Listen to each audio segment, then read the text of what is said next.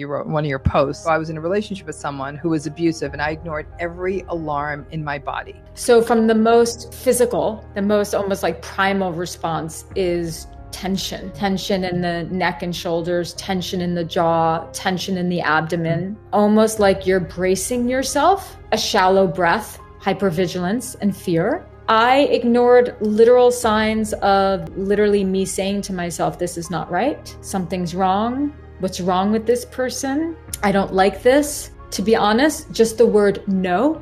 And I would suppress just the word no. Then as things sort of progressed, it would be, sleepless nights, a lot of anxiety, disgust. I would start to feel disgust towards the other person. But it's interesting, how easy it is to suppress our intuition and to suppress words like no, no, this doesn't feel right. No, I don't want this. There would even be moments of just like, oh, I better not tell my mom this. And I think that's a very, very, very big sign, because if you're wanting to hide things from family, other people, anyone you trust. My mom, she wouldn't approve. And that would be like, I trusted my mom, right? So I wouldn't tell, I would lie, or I would just not tell people what was going on.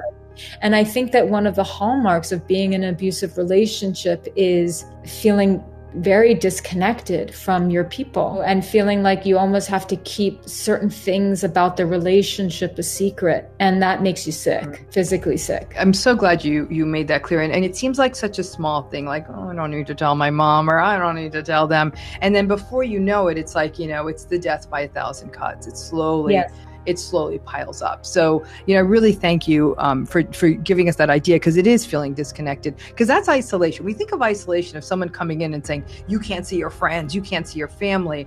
But it's actually the psychological process of feeling disconnected because we're holding back more and more truths of what's happening in this relationship, which really contributes to the sense of isolation, which then is that sense of being disconnected. And then we stop trusting ourselves and we don't have anyone to turn to get that feedback and that suppressing of the intuition. One pearl of wisdom today, Jillian, you shared that I want everyone to stay with is the first time you feel like you need to lie about this relationship to someone else, even if it's in the very beginning, sit up straight and pay attention to that, because that may be the biggest red flag of all.